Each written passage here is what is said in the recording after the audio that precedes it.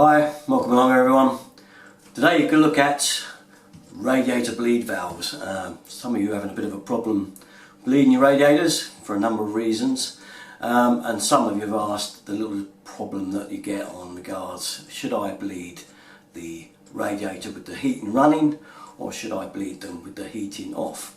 Okay, the answer to that simple little one is to bleed the system with it all off. Okay, don't have your heating running. It can actually pull air into the radiator. Okay, so when you're doing the bleeding the radiators, these little things here, always make sure that your heating system is off. Okay, so let's have a look at these little critters now and see what's causing you all the problems.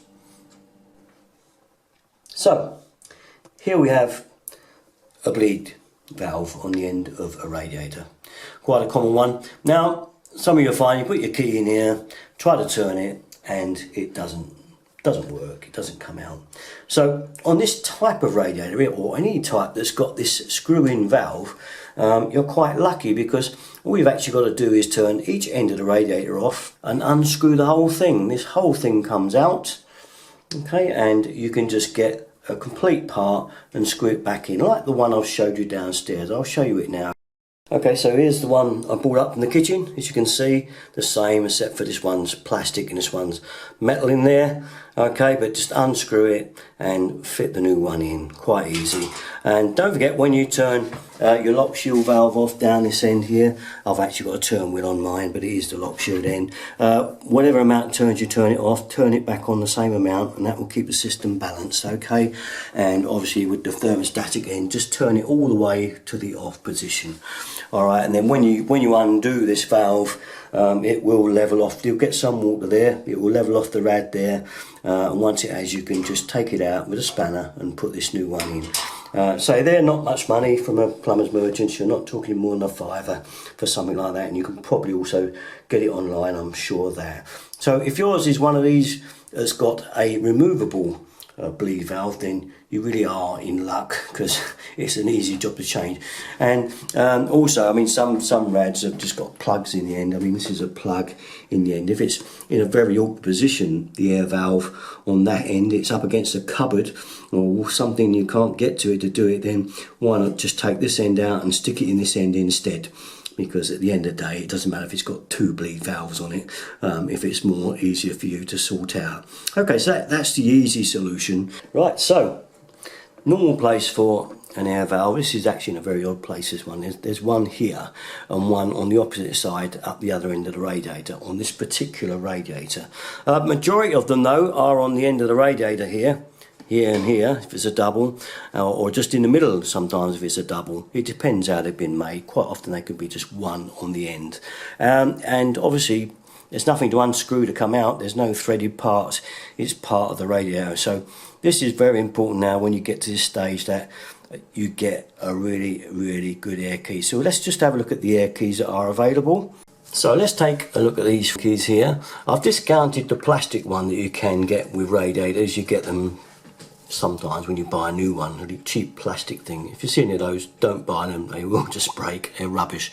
But here's a really cheap and nasty thing, cost about 20p. As you can see, it's already starting to round off inside there. This will snap in no time and will not be man enough for any of those rads that are really tight bleed valves on. It won't do. Again, this alloy is a really cheap alloy. These ones are probably about 50p. Again, it will start to round off, as you can see in there. Again, you know, this is cheap rubbish. I doubt it will undo a really tight one.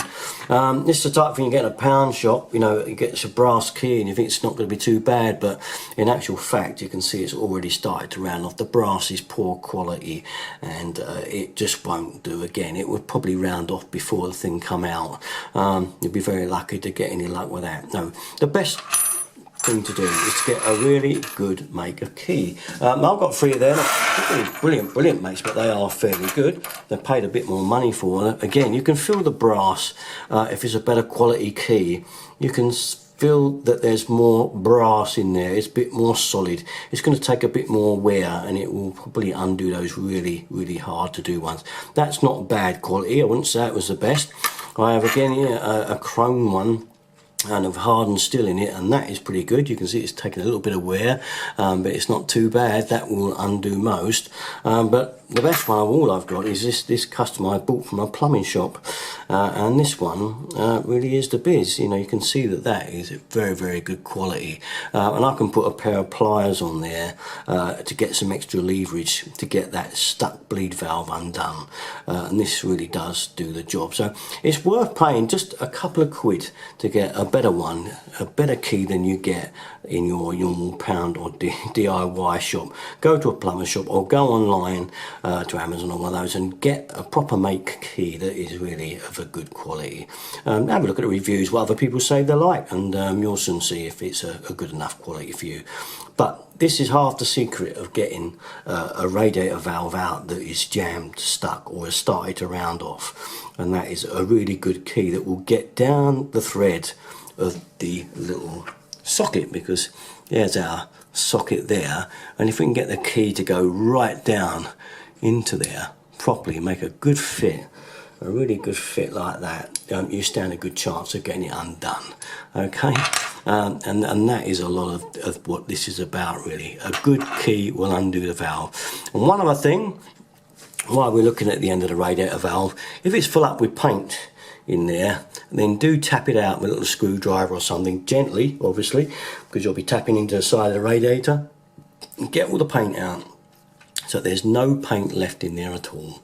Okay, and then you stand a good chance then of getting that key right the way down, so it's right onto the back of the radiator there, so it's fully on and fully engaged. That's the secret. Undo that. If it rounds off after that, and there's typically no way, then the other alternative, unfortunately, is you're going to have to drill this out if you've got room to get a drill in there, and you're going to have to drill right through this square. If I take it out, okay, we'll get him out clean.